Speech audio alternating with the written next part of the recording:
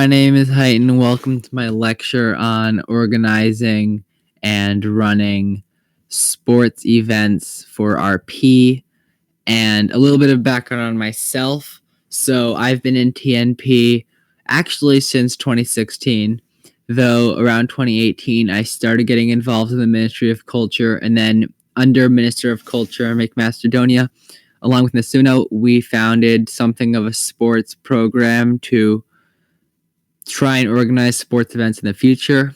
That first came in the form of the 2018 World Cup event at the end of 2018.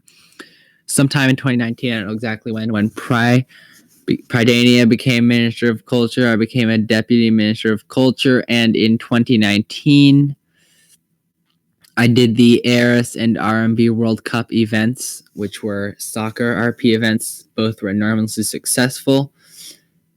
Then under Sears Ministry of Culture, I've done the 2020 Odenspiel and helped with the 2020 RMB World Cup. And the main future event we have planned is a 2021 World Cup, but that is still several months away. So that's it for the background, and I'm going to be teaching you a little bit, giving some tips on planning both types of events, so smaller events like the World Cup and larger, more tedious events like the Odenspiel. So first we're going to start with World Cup events. Now, the first thing you need to do before you even start planning in any way, shape, or form, you need to make sure there's interest for the event. And that could mean there are like 12 to 16 people interested in it. That could also mean that there's 30, 40 people interested in it. Either way, fantastic. You just need to make sure you'll have enough interest to make it a successful event. Now, you need to make sure you have all the necessary approval to make sure it can be canon or run smoothly. So make sure you have Ministry of Culture or equivalent on board, and make sure you have moderation on board as well. And this is where you want to make sure you have all the people you need in a group chat, ideally, to make sure you can plan everything. And then you need to have a set timeline. You need to have this months in advance, and you stick to the timeline. When is it going to start? When's it going to end? When are we going to announce it? When are we going to start signups? And so on and so on. So you're actually going to complete most of the preparation, most of the work for these types of events weeks in advance. And then once it starts, you have everything ready to go, and you just have to run through it. So with smaller, simpler tournaments like the World Cup we did, it had 24 teams. I'm expecting next year's will have 32 or 40 teams, but no need to go into that right now. It's usually really smooth to run. It's just one tournament. You have a group stage and knockout round. It's at most 64 to 90 games over the course of a month. Only a handful of games a day. And because of this, you can put extra focus into other details to get people hyped about the event, increase its realism, and other things such as RPing it out. You could put more effort into RP posts, world building around the event, and you want to encourage that everybody participates, and everybody involved, RPs, even people who aren't participating in it can still participate in some way in terms of RP. And if you want to listen to, I think it's somewhere. I'll look up if there's a place you can find it, but I did a joint lecture on actually doing the RP, but this is more focused on the planning. So encourage participation from everyone to make it fair and fun for everyone. So those World Cup events, as you can tell, they're all pretty easy. I'll go into the details about Score Nation toward the end of this, but now we'll go into planning for larger events, and the example I'm going to use here is the Odenspiel. We did the Odenspiel for the first time more than 3 years after the event was originally proposed. It finally came off in 2020, and compared to the World Cup, it is much, much trickier and much more difficult to organize and run. So, similarly to the smaller events, you need to have an in-depth calendar and timeline ready months in advance. But because of the size of these events, you may need to recruit a few extra people for this due to the sheer amount of work involved. And you can focus on the Score Nation. I'll come back to that later. But simply because of the size of these events, everybody involved in its organization needs to have everything ready in advance for it to run smoothly. And if someone doesn't know what they're doing, or if they don't have everything ready to go, it could bog down the whole thing. And you need to have a calendar ready. Every individual person, you may want to divide up the work, divide up events, or excuse me. You need to divide up the events if you need to, and everybody needs to have a schedule so they know what and when they're going to post everything. Because you want to be able to fix problems, because problems are going to come up no matter what. No matter how well you are prepared, there are always going to be problems.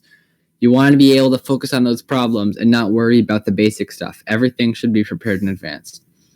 And you aren't going to be able to post every single time, every single day, maybe, on as planned, because there are many factors that may come up. But try as hard as you can to follow the schedule.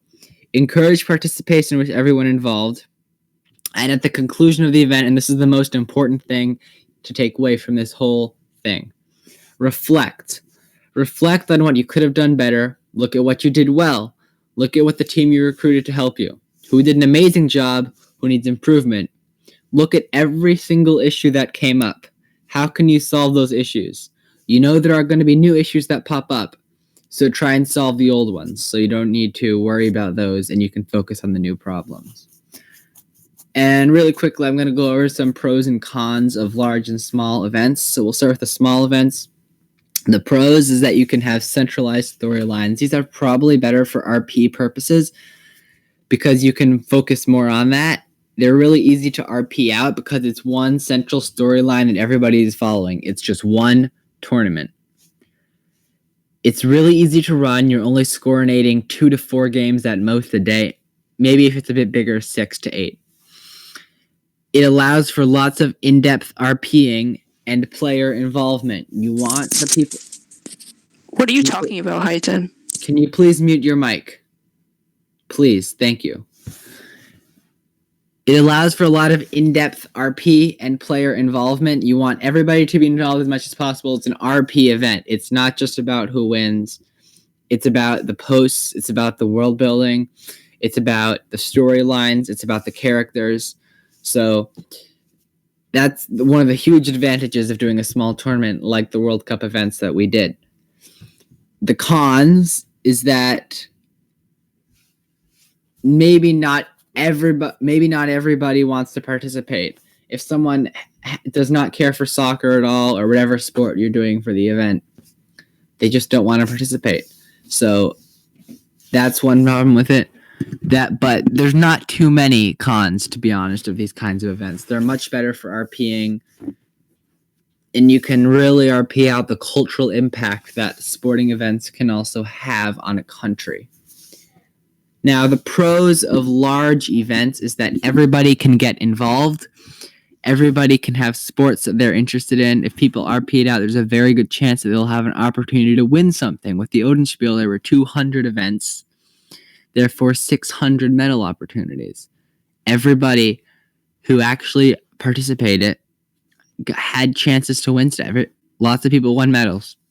There are cons of this, and there's a lot of cons of large events.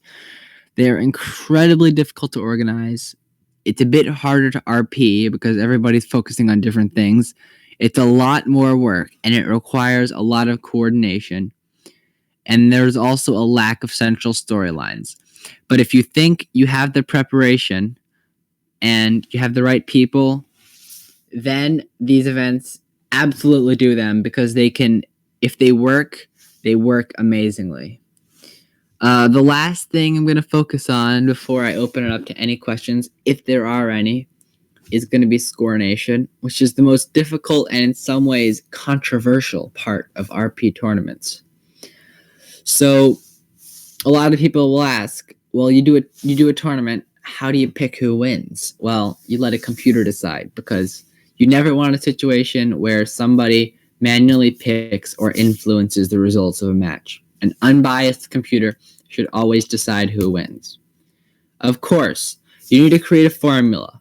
how are you going to decide who gets more skill points going into a game? Well, I'm not going to go into the full specifics of my soccer formula, which I used for the World Cup, but the most important thing is who RPs the most, who RPs the tournament, who has participated in the event. You also might want to take into consideration some other factors, such as the quality of the RP, or in special cases, in-character factors. If a team is being world-built as a tiny country that doesn't really care about the sport at all, maybe they'll have a less likely chance to win than a country who's been world-built as a powerhouse or a really large country with great players. And what program are you going to use to do this? Well, currently, the best program available for use is Xcoordinate. Now, it's an imperfect program. There's no such thing as a perfect scoreinator, but it's currently the best option available to the public. What are issues with it, and how can you work around them?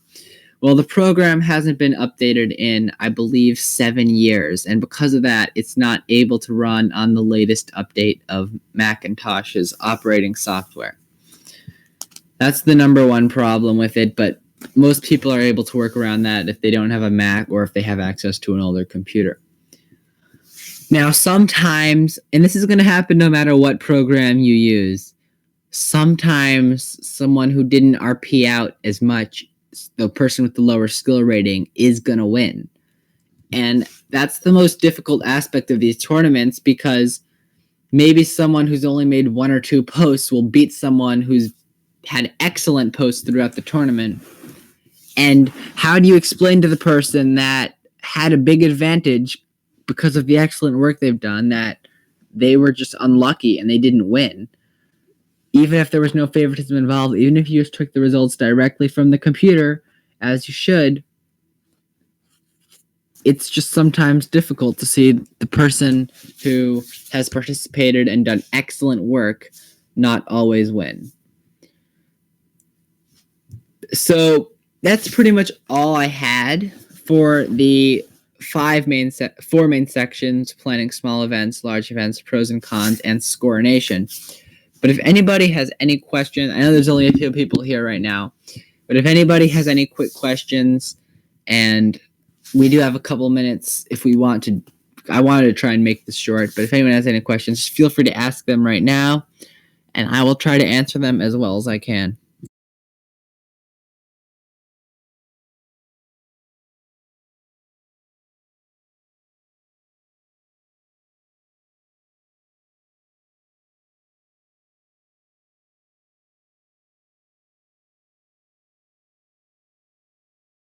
What would you say are the easiest and hardest sports to scoreinate? Good question. Now, when I did the Odin Spiel, we all divided up the sports. The sports I took happened to be sports I knew well: soccer, basketball, handball, volleyball, tennis. I believe there's one more, rugby. So for me, those were sports I knew well, and for me, those were easy to scoreinate. Those were easy to scoreinate. Some people have different sports they know well. Maybe you know Australian football quite well. That was Demeshia in our group. Maybe you don't know fencing very well, but you have to do fencing. Maybe nobody knows the sport very well. It's sometimes tricky. You're always sometimes going to need to do sports you don't know that well. But it really depends on the person. Soccer is probably the easiest. And with soccer, it's because it's the world's game, the beautiful game. Pretty much everybody on planet Earth knows how it works, or at least has a rough idea of it. So that's probably the easiest sport to RP in general. But hardest sports, it really depends on the person. But for me, it's just sports I don't know that well, or how the scoring works, like fencing, diving, and so on.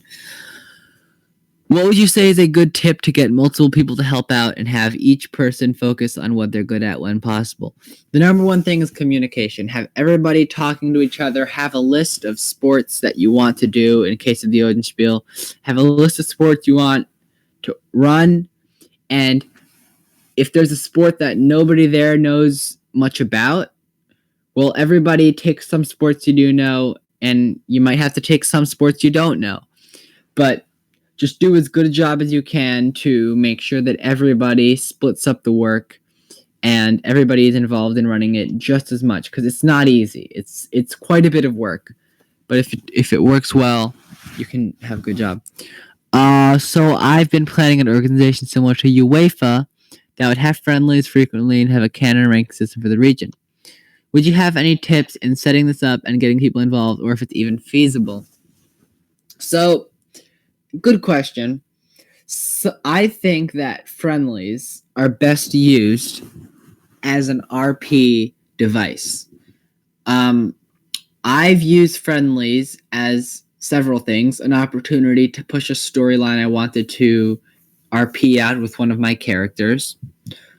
Some people have used friendly matches as an opportunity to have their leaders interact with each other, or just the countries in general interact with each other.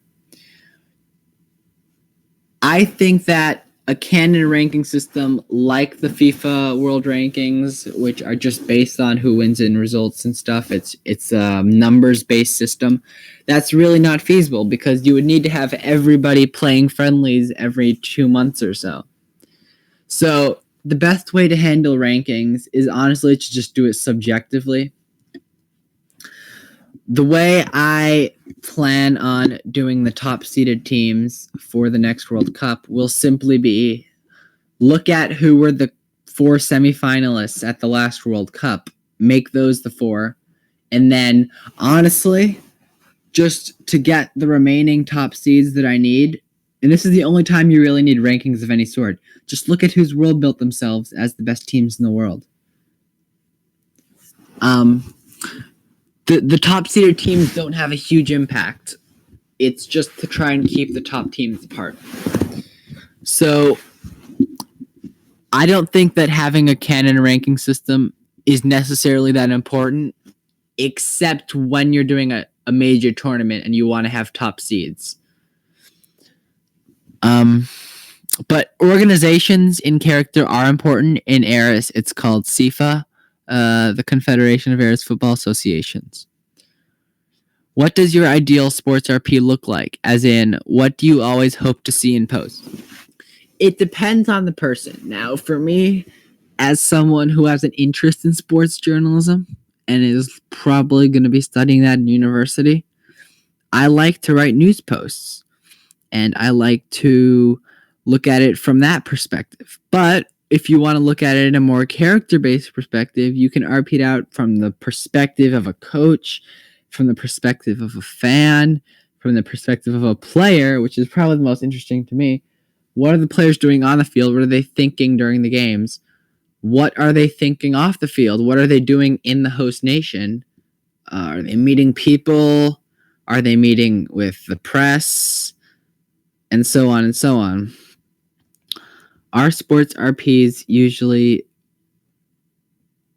bifurcated? Or from national RP?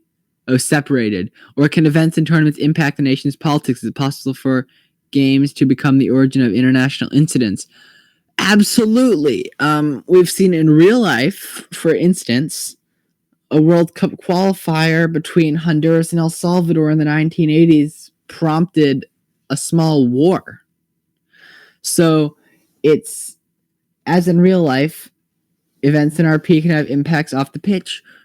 In 2019's World Cup, we saw in Andrin there was a rise in patriotism when Andrin made a run to the final of the World Cup. They ultimately lost, but the impact was still there. Highton were knocked out very early in the World Cup, going out in the quarterfinals, despite being one of the favorites and defending champions. That had a negative impact. People were disappointed in the national team.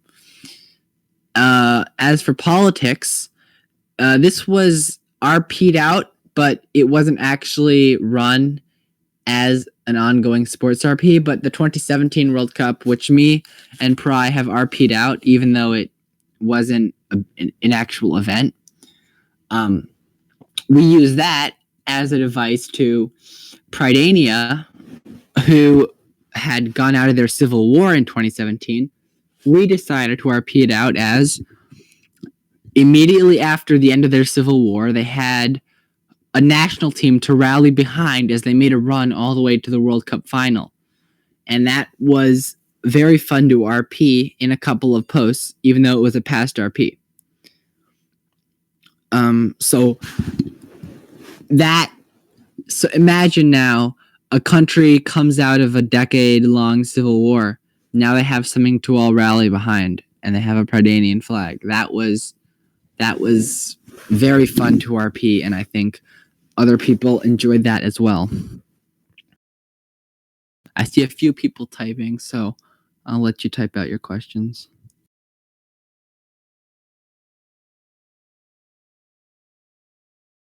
Yes, that is true, Seer. In Astragon, it did actually create something of an international incident between Astragon, who, after a disappointing performance in the 2019 World Cup, tried to get their coach executed.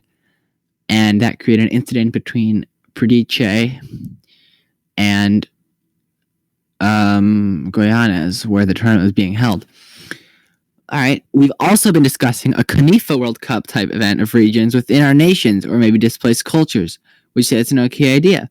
So for those of you here who don't know, Canifa is an organization for non-FIFA countries such as displaced cultures or significant subnational regions like Cascadia, Somaliland, St. Pierre, and so on. So that could be a very interesting thing to RP out. It just depends on who's interested in it and how's it going to work. It's not something I've actually seen before in RP, but that could be a very interesting thing, and I'd be interested to see how that plays out. Do you think it would be possible to have a sports tournament where, rather than being held in a creator's nation, have nations submit bids to host the tournament and integrate RP about why the nation should host it and will make the best? Yeah, actually, that's what we've done in TNP. For the 2019 World Cup, we had 2 bidders, which were Guyanas and Sirixia, and then everybody got a chance to vote. Everybody who wanted to actually had a chance to vote. They both provided, in one case, a slideshow, in one case, a video as to why their nation should host it, presenting about the stadiums, the cities, what facilities they had, and Guyanas won the vote. In 2020 Odenspiel, there were actually 11 bidders, and because there were so many, our staff narrowed it down to 3, and from those 3, we had the vote. And of course, that was held in Pataliputra in Sirixia after a very close vote. But yeah, absolutely, this is something that I would recommend doing, if more than anything. I saw a few people typing before. If anyone has any more questions.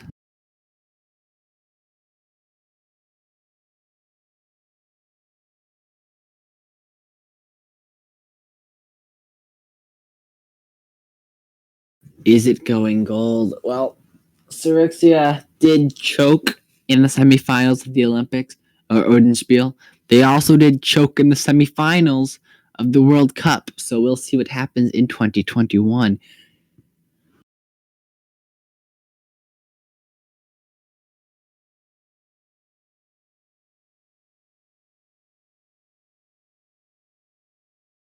I'll probably take about 3 more questions at most, if people have questions.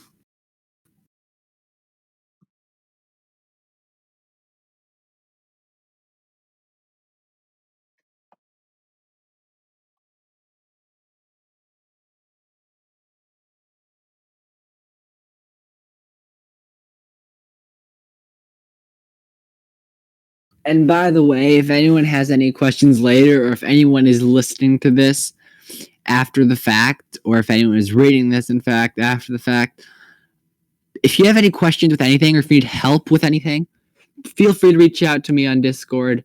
I'm always here. My DMs are always open, and I'm happy to help out anybody with any event of any sort, having experience with 4 or 5 at this point.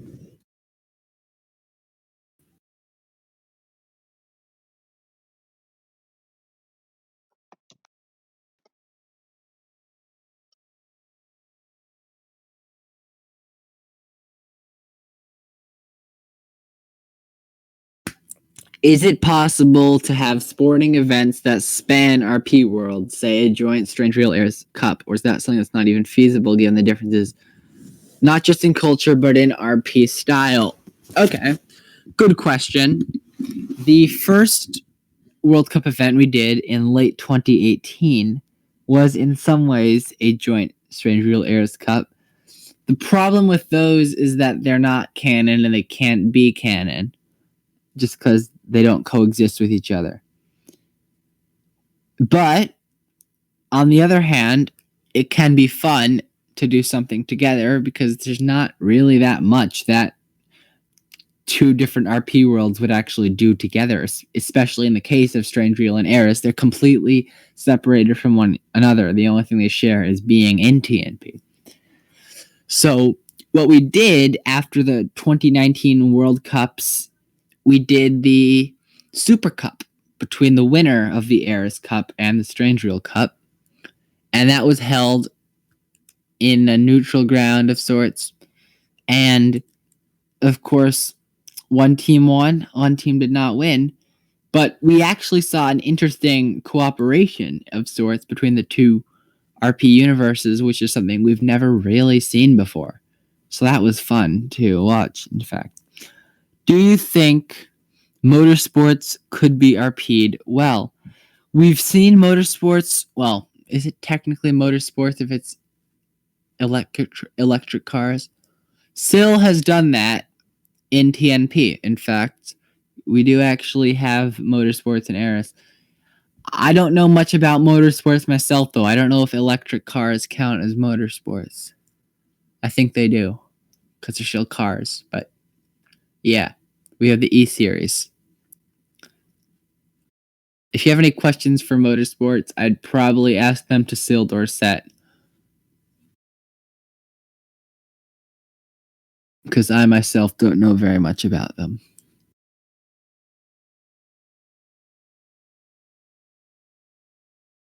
Yeah, as I said, I'm sure you absolutely could. I just myself don't know very much about motorsports, so I am not the one to ask. There is someone in TNP who knows a lot more about it and has actually done these kinds of RPs with motorsports in the past. So if you want to talk to them, if you have any questions.